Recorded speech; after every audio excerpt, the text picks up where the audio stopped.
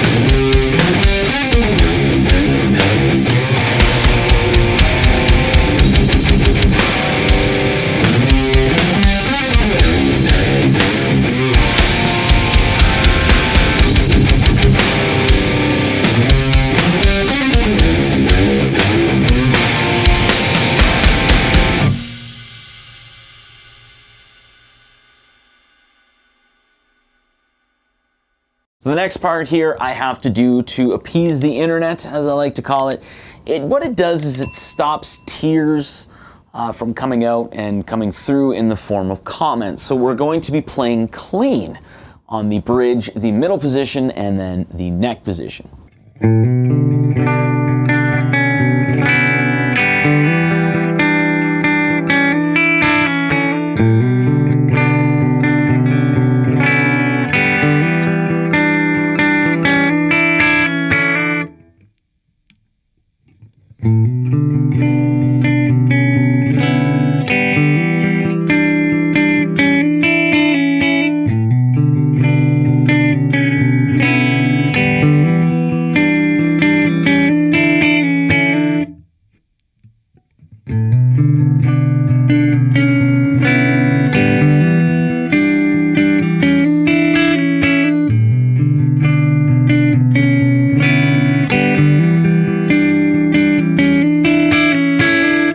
But I've always found, personally, I enjoy listening to the pickup differences and how the pickups sound with just a little bit of light drive. So here's that.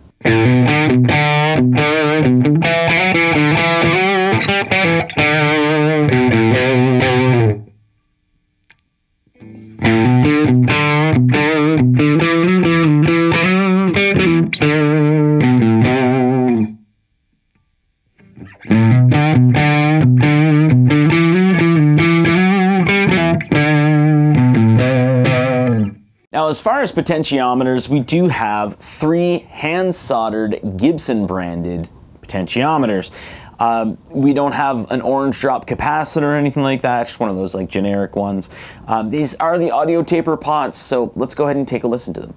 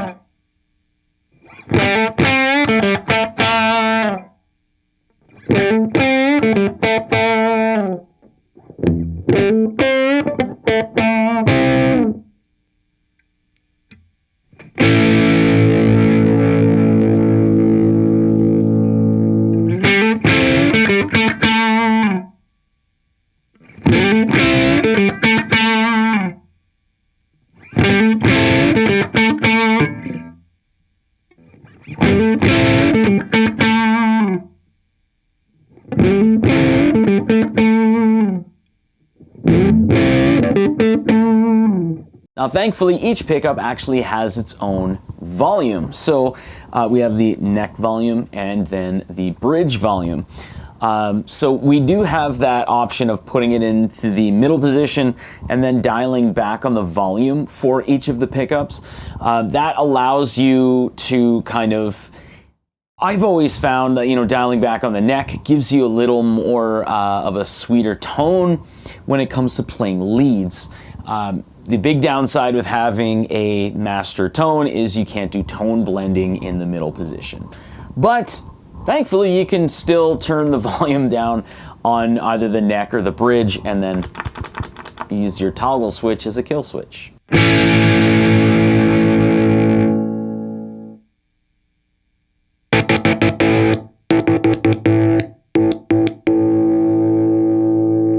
Now, I really debated whether or not to actually do, I like to do like little mini shootouts or mini comparisons in these videos, but I just find with the Explorer, it's not like you're comparing like a Les Paul with other Les Pauls. or other model Les Pauls, or an SG with other model SGs. With the Explorer, unfortunately this one's discontinued, and I don't own the 70s or the 80s, so doing a comparison that way, not the greatest. But I do have, this is not the like counterpart to this. This is a Gibson Flying V 98.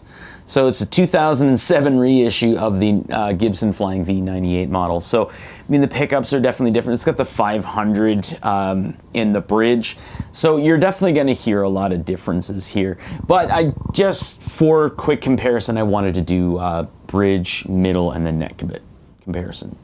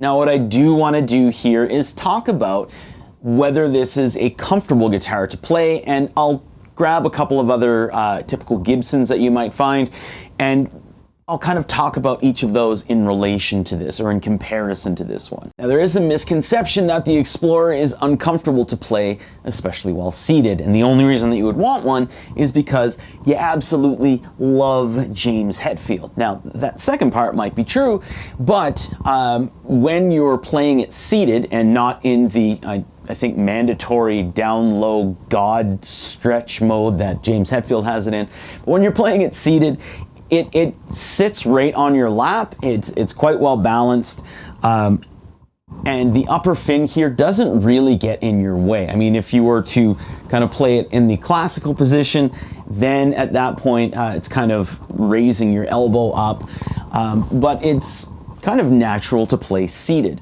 And again, your arm goes right through. It's not, you know, being held up by the upper fin. And as far as like where the neck meets the body, it's in a rather comfortable spot. So if I have it seated here, set here, it's just about center to my body. So in direct comparison here, a Gibson Les Paul definitely has a smaller body. It's a little heavier because of the thickness of the guitar. When you have it playing seated, it kind of hugs your lap a little more, and the fact that there's nothing protruding on here makes it easier to rest your arm. And as far as where the neck meets the body, it's a little higher up because of the top portion here, the non-cut portion. So where it meets is just a little off center of the center of your body, but the 22nd fret is a little further back. So when you're playing the Explorer and then playing the Gibson Les Paul, it's going to feel like that neck is a little shorter even though it's the same scale length. That's just because of where the neck meets the body. Now, similar to the Explorer, we have the Gibson Firebird. This is a little more, it kind of hugs your lap a little more here. When it's playing, like when you're playing seated, the upper fin area here is definitely rounded off, so it's kind of not as protruding out. So if you were to play it in the classical position, it's a little more comfortable than the Explorer. However, because of the distribution of everything on the body, and especially with the larger headstock here, it's definitely off balance. And because of that, it may seem a little weird when you're going from the Explorer to a Firebird. The neck meets the body in the same position as the Explorer, but you're going to feel, just because of the very, very large headstock here, it's going to feel like the Firebird is a larger scale, just because of the weight and the distance of the headstock, or the length of the headstock. Next up, we'll look at the Flying V, which when you're playing seated, you have two options. Play it in the classical position, or risk certain death of the guitar here, or, you know, falling off your chair, because it doesn't have that little plastic strap or stripe on the bottom to hold it in, like grip tape on a skateboard. They still have those, right? When you're playing this in the classical position, where the neck meets the body is a little different because of this. So it's going to feel like it's pushed forward. Your access to the 22nd fret as well seems like it's a little in the body because of where the V kind of tapers out. But other than that, it doesn't, it sort of feels like, well, sort of feels as far as like neck length and stuff like that, almost like a Gibson SG, but things are a little different here. So a Gibson SG, again, very nice curve where it sits on your lap, and just like the Les Paul, which this took over for, you have this rounded spot where it's kind of natural to rest your arm. It's not uncomfortable whatsoever. Now, where the neck meets the body is a little bit different, and this is where a lot of people find there's an issue when playing, you know, going from like a Les Paul to an SG. So the neck here is very high up, meets high up on the body, and it actually meets at the body after the 22nd fret. So it meets at the body just about in the middle, just like an Explorer. However, that edge there, or the end here, is your 22nd fret. It's a little odd and a little different. And again, because of this, it feels like the neck is pushed forward in comparison to a Gibson Les Paul. So it's going to seem like it's a little bit of a longer scale, but it definitely isn't. It's the same scale, it's just where the neck meets the body. So back on the Explorer here, where it meets the body is right around the 19th fret. And the 22nd fret, that access, you have to move a little bit into the body. So it is at this point in the video where I'd like to talk about whether or not I think this is a good guitar or not. And just like all the other videos, I think this is a fantastic guitar. You do have to make sure that it works for you, because it's not going to work for everybody. And it definitely isn't the guitar that I constantly reach for. And this one here, as I said earlier, this one here is discontinued. And I completely understand why they did that. With the Gibson Explorer 70s, or 70s Explorer, they now have it in this color, just doesn't have the pickup covers, and it has the bound fretboard on it. Now that's going to be, to most people, it's going to be a little more enticing to get the one with the bound fretboard, and now that they have it in natural along with white, it kind of seems like a no-brainer to let this model go by the wayside, especially with the Flying V with the weird pickguard, like half pickguard that they had on it, and the fact that they call the new ones the 70s Flying V without having the 70s Flying V adornments on it. It's just weird. But as far as playing this here, whether you're playing seated or whether you're playing standing up, again, in the, you know, you have to do it, the God mode, down low, Hetfield, so you can do the whatever. And then you, all right, that kind of thing, whatever. It's a comfortable guitar to play. It's comfortable and it's inspiring, I find, when playing like chugging riffs and stuff like that. And then as far as playing leads, there's a lot of nice upper fret access here with the, I don't want to say cutaway because it's not really a cutaway, the extra horn. But it is rather comfortable in playing that. And I've always found with Explorers, this might not make sense to a lot of people, but I've always found playing leads, like on that past the 12th fret upper fret access, it's a cross between a Les Paul and an SG. It's got a little bit of pluckiness to it, not SG standard pluckiness, but it's got that a little bit of pluckiness to the 12th fret, along with a lot of the kind of presence that you would feel rather than resonance when you're playing on like playing higher up on the higher regions. Words are just getting lost right now. So good for rhythm, good for lead. As far as looks here, again,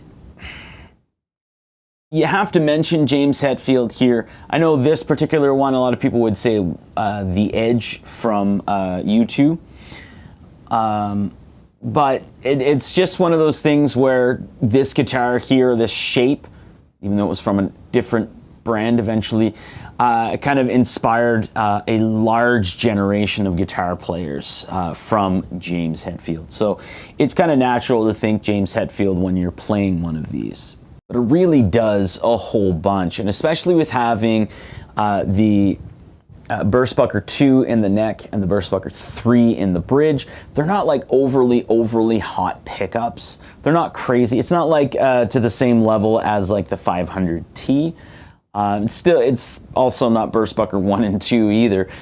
But they're very nicely balanced pickups. You don't have to do that whole thing where you run out and instantly get EMGs, but that's always up to you.